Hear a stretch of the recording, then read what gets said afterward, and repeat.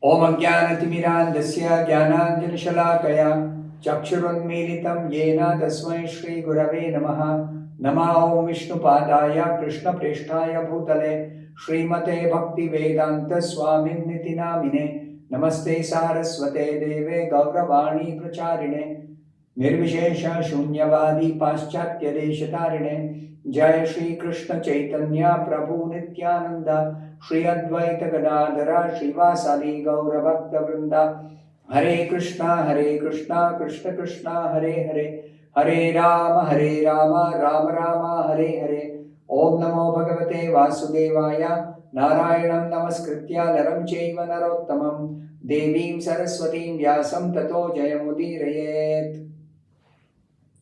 In this session, we'll be discussing from the 16th verse of the 13th chapter of the first canto of Srimad Bhagavatam. Yudhishthiro labdharajyo drishtva pautram kulandharam bhratrabhir lokapala bhair mumude paraya shriya. So, meaning of this verse is, having won his kingdom and observed the birth of one grandson competent to continue the noble tradition of his family, Maharaj Yudhishthira reigned peacefully and enjoyed uncommon opulence in cooperation with his younger brothers, who were all expert administrators to the common people. So, this verse is describing what is Yudhishthira's position when Vidura is visiting Yudhishthira. Vidura's purpose is not to enjoy any nice hospitality. Rather, he has come to instruct Dhritarashtra, to rescue Dhritarashtra from his so-called comfortable living towards the end of his life.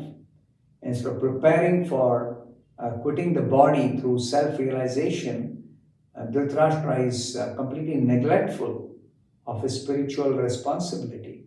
So Vidura has come to actually instruct Dhritarashtra and save him from missing the opportunity for self-realization in this human form of life. So what about Yudhishthira? So that is being explained by Prabhupada in this purport. Yudhishthira was, the verse says, ruling very nicely, assisted by his younger brothers who were all expert administrators. And he had a competent grandson because as soon as Parikshit was born, the learned astrologist told he's a competent successor for Yudhishthira. When he grows up, he will have excellent qualities. So Yudhishthira was very peacefully ruling, waiting for his grandson to grow up to take charge. Till then, Yudhishthira was accepting to rule the whole world. Now, Srila Prabhupada says something important about Yudhishthira, that both Maharaj Yudhishthira and Arjuna were unhappy from the beginning of the battle of Kurukshetra. Why were they unhappy? They were not very comfortable fighting against their own kinsmen simply for the sake of getting their share of the kingdom to rule. Duryodhana cleverly cheated the Pandavas and sent them away for exile, 13 years. So even after the term of exile was over, Duryodhana refused to give back the share of the kingdom. So then Kshatriya code of conduct is, if a Kshatriya challenges, then another Kshatriya cannot refuse the challenge. So Yudhishthira could not refuse the challenge offered by Duryodhana. So Yudhishthira had to engage in fighting the battle of Kurukshetra because Duryodhana challenged. So even Arjuna, even though he was very, very powerful, even Yudhishthira was very powerful and strong and not afraid of fighting. But he did not like to fight for the sake of gaining some kingdom, because at heart he is a pure devotee. Both Yudhishthira and Arjuna are pure devotees. Therefore, it is described by Prabhupada here that they were unhappy from the beginning. Even though they were unwilling to kill their own men in the fight, it had to be done as a matter of duty. Why? Because it was planned by the supreme will of Lord Krishna that somebody like Yudhishthira should rule the kingdom and not the corrupt, non-devotional Duryodhana. Krishna wants the world to be ruled by his representative who is a devotee. Such a devotee is the perfect person to rule. Because people have to not only be taken care of in terms of their material necessities, but they should also be directed and protected for practicing spiritual life to make their human form of life successful by preparing themselves to go back to Godhead.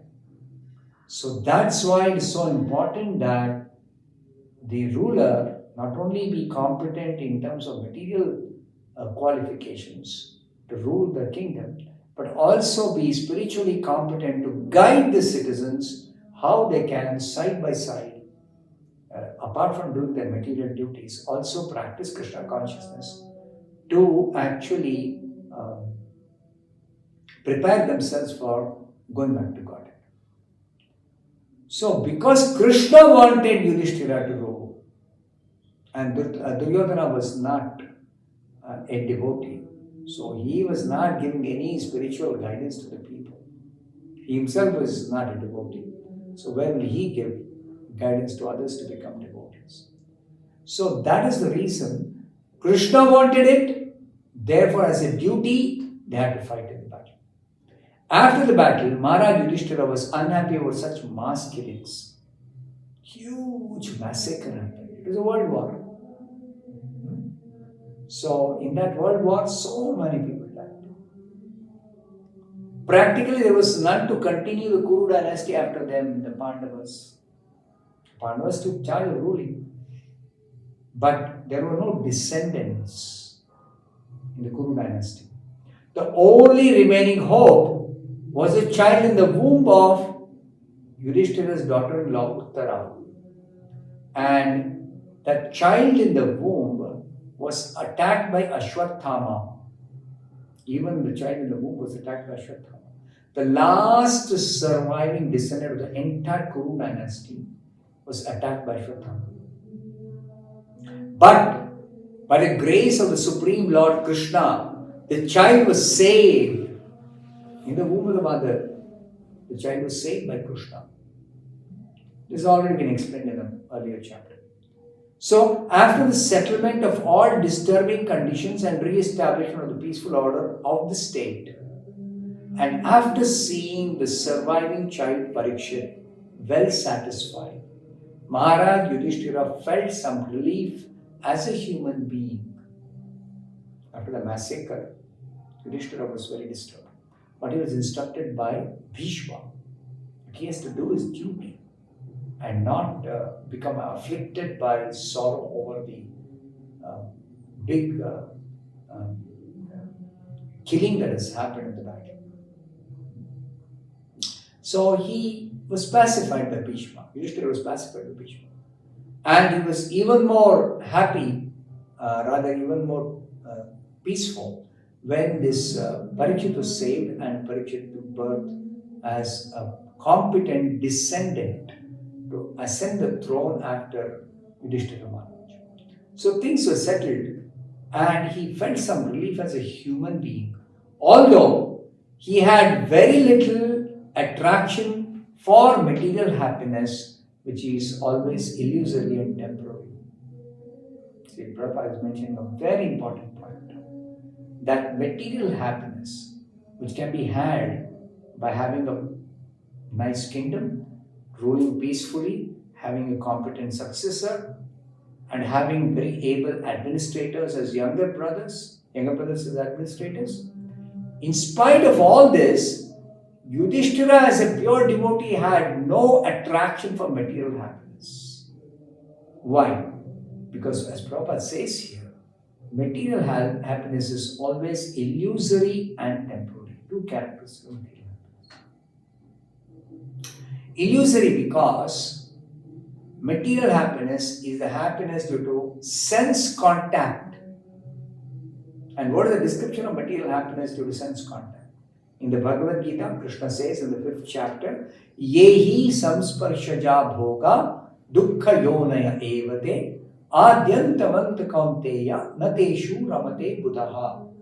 Intelligent people who are truly enlightened do not take pleasure in happiness arising from sense contact, because they know all such happiness is simply a temporary sensation due to the sense contact, and it is always a source of misery in the material world.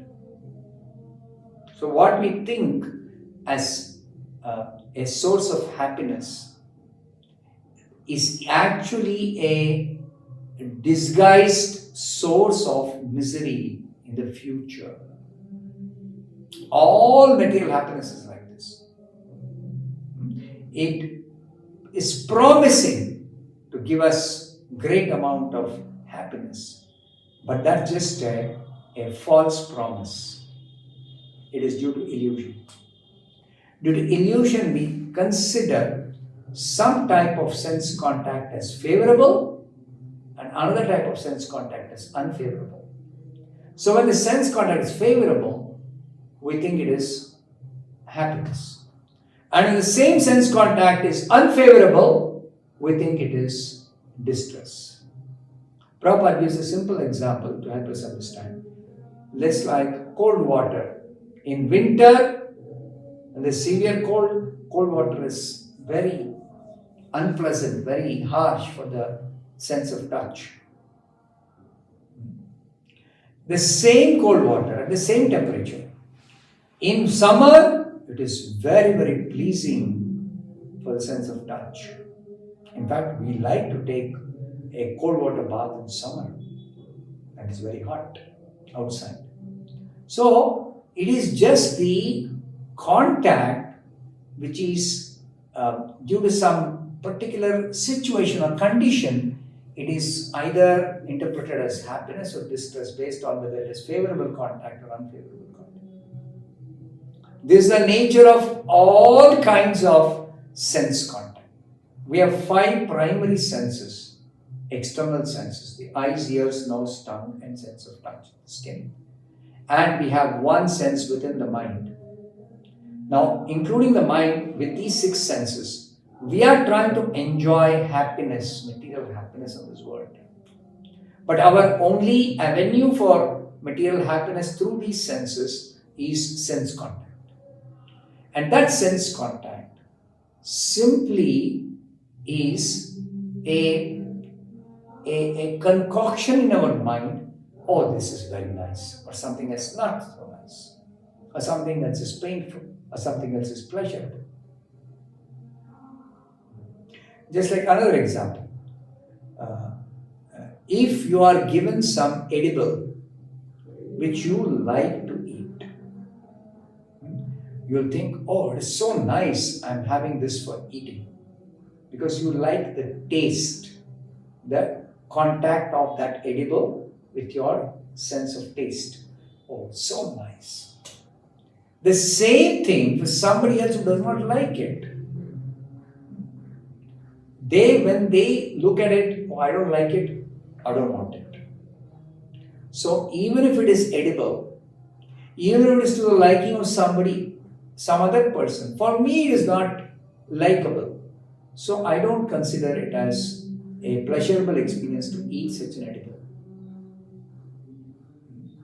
So the same thing, according to our concoction of likes and dislikes, Ichha dvesha samuthena dvandva mohena bharat. We are born into this material world with certain set of likes and dislikes, material likes and material dislikes. And exactly according to these likes and dislikes, we consider some things as pleasurable and some things as not pleasurable. So, this is the basis of all material happiness and distress.